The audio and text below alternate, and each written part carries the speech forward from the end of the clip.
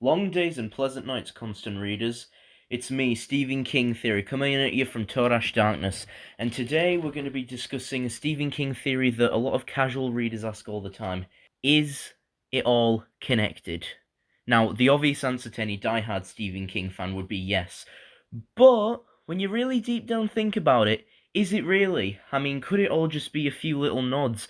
I mean, fucking E.T. showed up in The Phantom Menace. Does that mean that Star Wars is in the same universe as E.T.?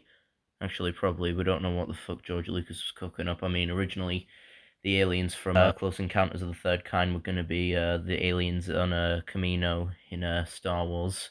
Attack of the Clones, sort of connecting that. But we're not here to talk about Star Wars, alright? We're here to talk about Stephen King. So, the question is it all connected? Well, we have a little bit of proof to show that it is.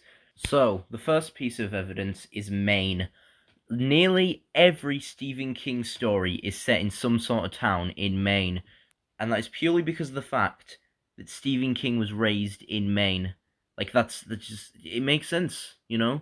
You set your stories where you grew up. It makes sense, you know. Write what you know and all that shit. Now, there's actually a in-universe like canon reason. I said canon as I look at my canon printer. I'm sorry. There's an in-universe fucking like reason, why they're all set in Maine that is like heavy on Dark Tower spoilers. So we'll get into that later down the line. You see, this is what we're gonna do, right? The first few theories are just gonna cover like surface level stuff, and then after that we're gonna get onto the like the deep hardcore stuff. So after then, we're just gonna expect. Well, I say we, just it's literally just me. I'm basically just gonna like expect like you've read all of the novels, and if you haven't and accidentally spoiled something for you, well, tough shit.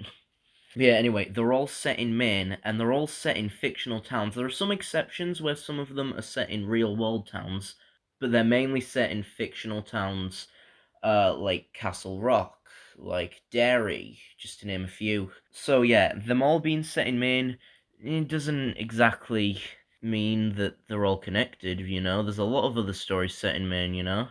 But it gets deeper than that. First piece of evidence I want to talk about is the Tommyknockers. Now, look, I know a lot of you probably haven't even read this novel because it's shit. It's really fucking shit. I don't know why they made it into a miniseries back in the 90s. That was one of the stupidest decisions ever made since Maximum Overdrive. But yeah, the Tommyknockers is about an alien invasion, and in the novel, the characters make a supply run through Derry, Maine. I keep saying flip-flopping through Derry. I'm British. I'm sorry. Please fucking forgive me. But yeah, they make a supply run through Derry, and they think that they see a pair of eyes staring at them in a sewer grate. They brush it off as an effect of the aliens, like mind control and that. But come on, we all know what it was. We all know who that motherfucker is. So, with this evidence, we can safely say that Pennywise is in the same universe as the Tommyknockers, right?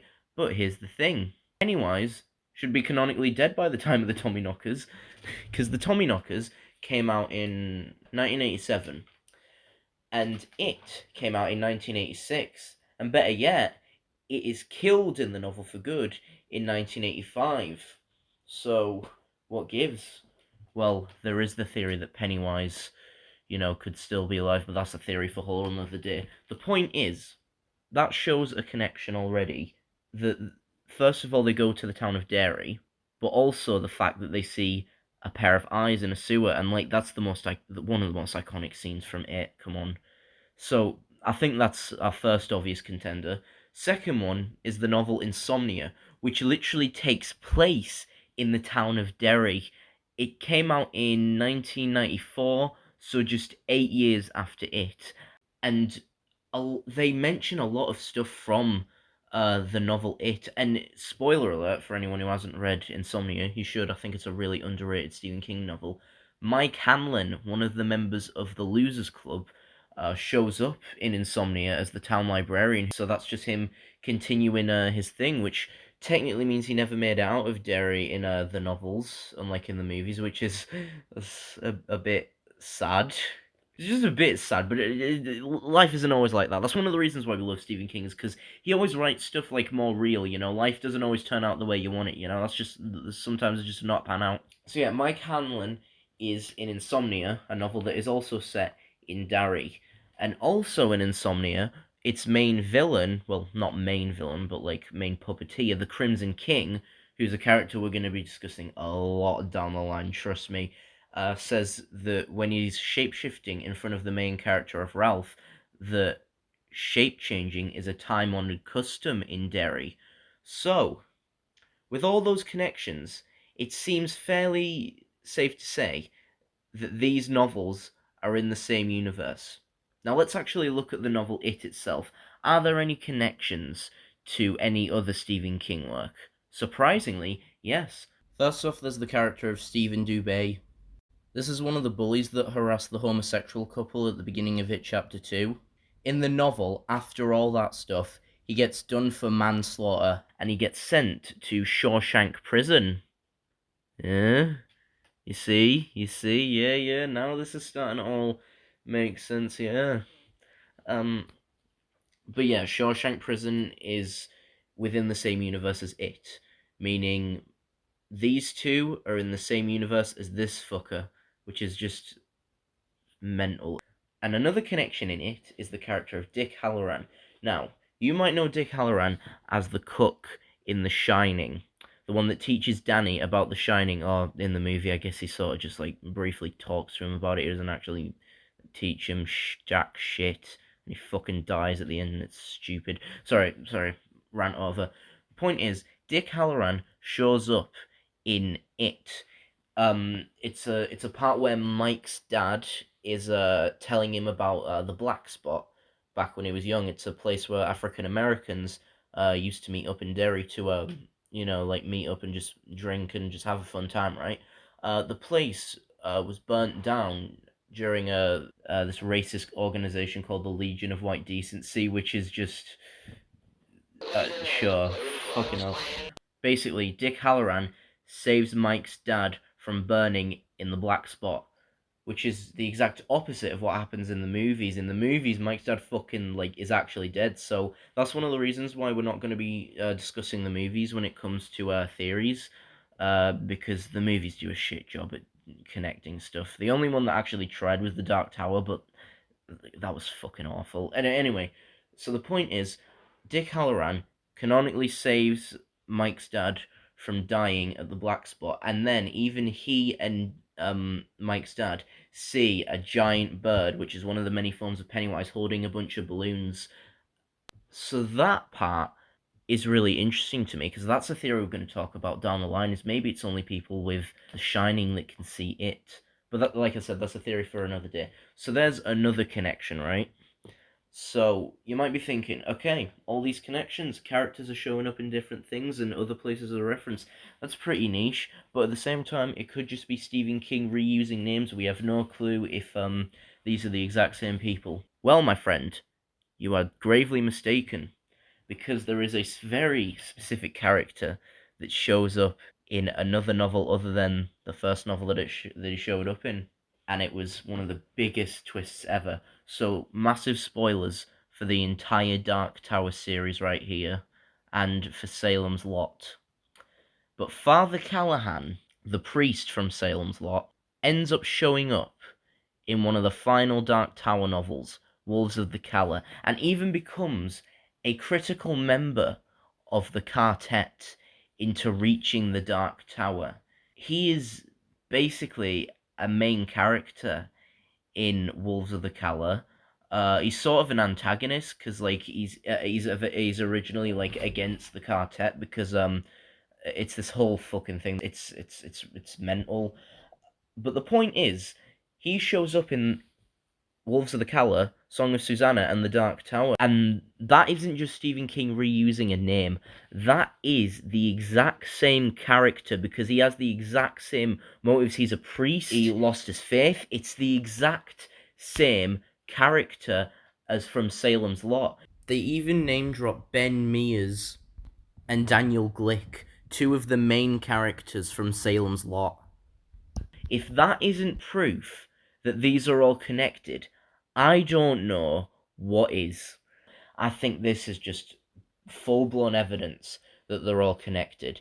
And yes, you might be saying they're not in the same universe, but they are in the same multiverse. See, the Dark Tower has a multiverse.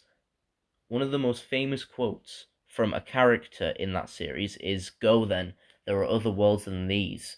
And as we all know, Roland in the Drawing of the Three, in all the other stories, travels to different worlds to get people like Susanna, Eddie, Jake, Father Callahan.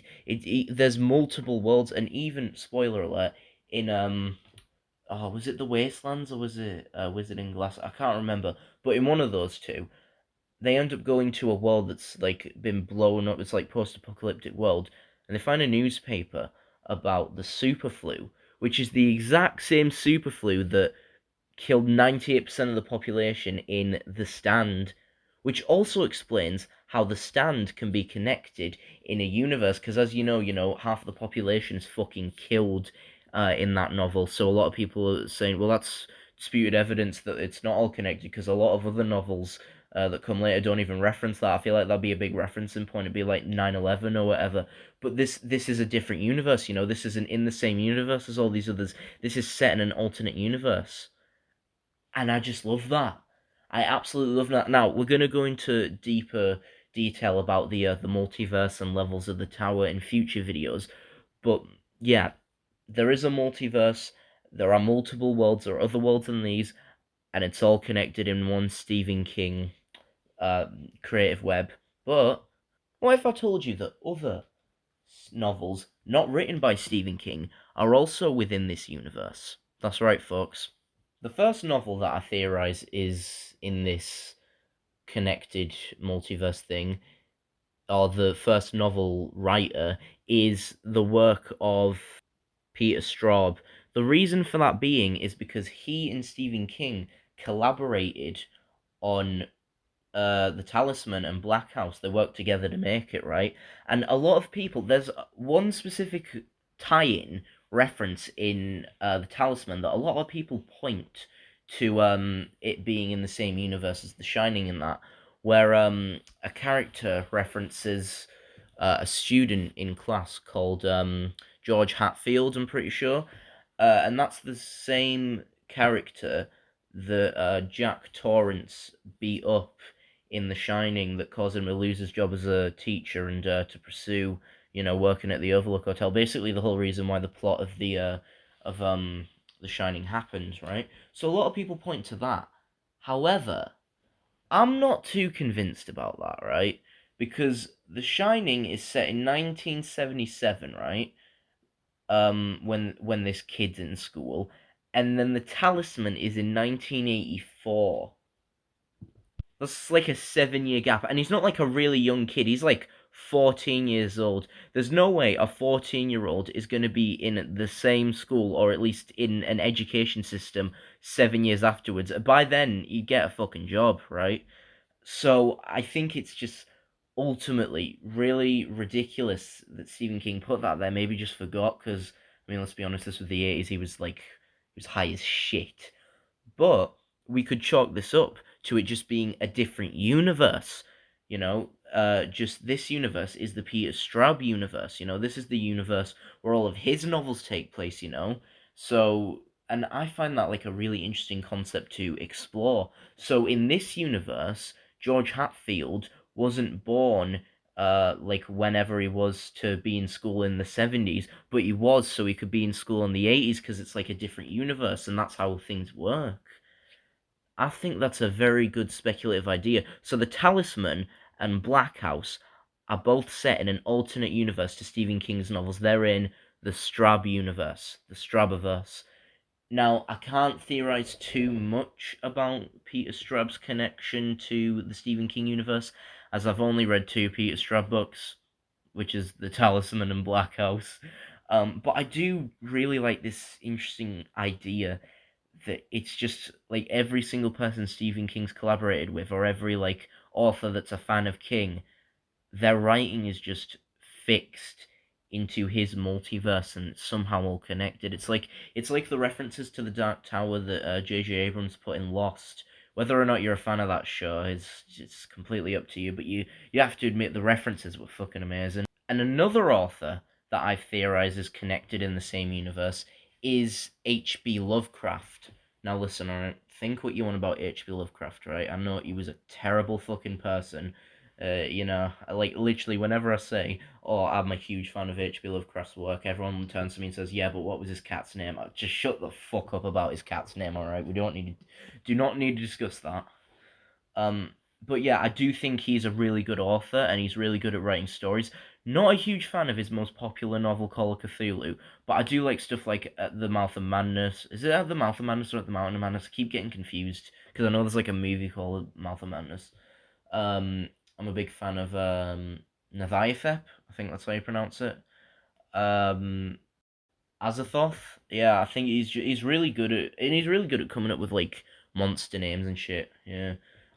Yeah, it's really good. Like if you're a fan of cosmic horror, you probably already know him if you're a fan of cosmic horror. But if you somehow don't, just check him out. But yeah, one of the reasons why I think the H.P. Lovecraft's Cthulhu mythos is connected to the Dark Tower mythos is because of this line in The Stand where Tom Cullen compares Randall Flagg to Nathiathep. Now, I know this one is a bit of a stretch, right? Because like that's like me going up to a friend with a mustache and saying that they look like Tony Stark, and so therefore that's implying that Iron Man exists in our world. Like, no, it's just fiction, right? And but again, it's just very interesting because Randall Flagg, who's another character we're definitely going to discuss down the line, is sort of like a metaphor for like evil. He's sort of like the devil in the Stephen King universe. He's like the embodiment of pure evil. And a lot of descriptions that Stephen King gives about Randall Flagg is very similar to how H.P. Lovecraft described Nathiathep. I really like this idea that like all these monsters in H.P. Lovecraft are like somewhere out there in Todash darkness, you know. But yeah, those are just some of my ideas about how all the Stephen King universe connects and how it ties into the multiverse and how other authors could be connected, and I do think it's really interesting. But yeah, those are just my thoughts. Tell me yours in the comments. Feel free to disagree. Tell me how I was wrong and how Shawshank Redemption isn't even mentioned in it, even though it clearly is. Thanks for watching, constant readers. I'll see you in the next one.